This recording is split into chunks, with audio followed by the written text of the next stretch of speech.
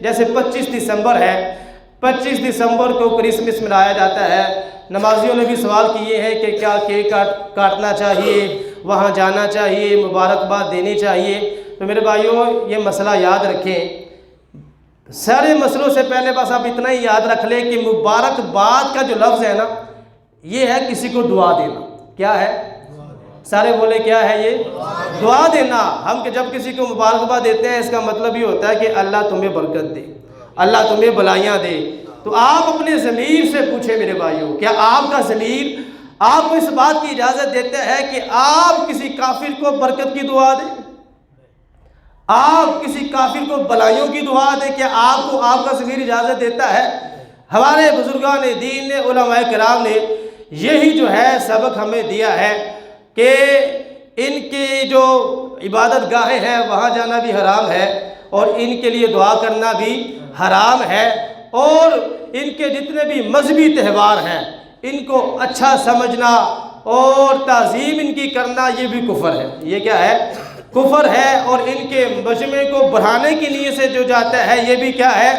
کفر ہے۔ ہمارے بزرگان دین نے ہمیں منع فرمایا ہے، بلکہ قرآن مجید نے تو ہمیں بے دینوں کے ساتھ بیٹھنے سے بھی منع فرمایا ہے۔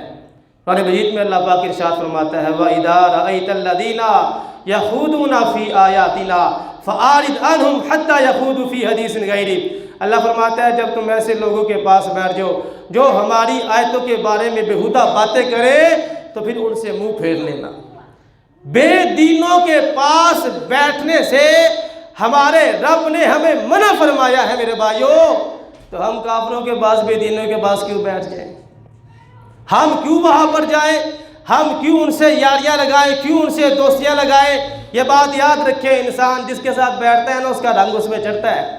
لاکھ کوئی کہتا رہے نہیں جی میں تو بس ویسے ہی منہ رکھنے کے لیے جاتا ہوں، بس میرا منہ پیار ہے، میں تو تھوڑی دیر کے لیے جاؤں گا، شکل دکھا کے واپس آ جاؤں گا، تو اس صحبت جو ہے نا، صحبت یہ رنگ چڑھتا ہے صحبت کا میرے بھائیوں۔ ہمارا دین اسلام میں کہتے ہیں کفر کی صحبت سے پرہیز کرنا ہے، کافروں کے پاس نہیں بیٹھنا۔ دیکھیں ہم جب کرونا آیا تھا سارے کہتے تھے کرونا کے مریض کے پاس نہیں جانا، کیا ہوگا؟ کرونا ہو جائے گا۔ کیا ہوگا؟ کرونا ہو جائے گا۔ تو میرے بھائیوں جو کفر کے مریض ہیں ان کے پاس بیٹھنا چاہیے۔ کرونا کے مریض کے پاس جائیں گے، کرونا ہوگا، زیادہ سے زیادہ کیا ہوگا؟ جان جائے گی نا۔ لیکن اگر ہم کفر کے مریضوں کے پاس جائیں گے، ان کے پاس بیٹھیں گے، پھر ہمارا ایمان جانے کا خطرہ ہے۔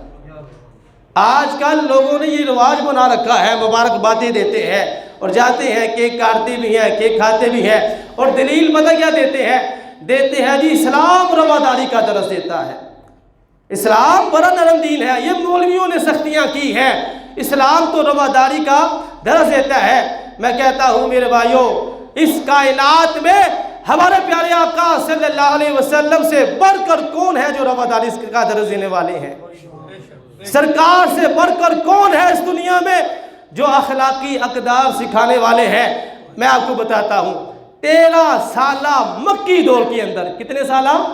13 سالہ مکی دور کے اندر جب اسلام آج کی جو حالت ہے اس سے بھی زیادہ اس وقت مسلمان اور مسلمان کمزور تھے، اس حالت میں بھی مسلمانوں نے کافروں سے کوئی اتحاد نہیں کیا، کافروں کے کسی بھی مذہبی تہوار میں سرکار نے شرکت نہیں فرمائی۔ 13 سالہ مکی دور میں جب کمزوری تھی، جب ضرورت تھی کہ ہونا چاہیے، آنا جانا ہونا چاہیے، یہاں تک کہ سرکار کو ایک دین کی بھی پیشکش کی گئی، ملا جلا دین۔ کافروں نے، مشرکوں نے ایک دین کی بھی پیشکش کی۔ وہ دین کیسا تھا میں آپ کو بتاتا ہوں۔ آج کل کے ماحول میں وہ دین کیسا تھا، کیسی ان کو پیشکش کی سرکار کو؟ کافر آج کل کے ماحول کے مطابق اس کا مطلب یہ بنتا تھا آپ ہماری طرف کرسمس کا کیک کاٹنے آئے، ہم آپ کی طرف میلاد کا کیک کاٹنے آئیں گے۔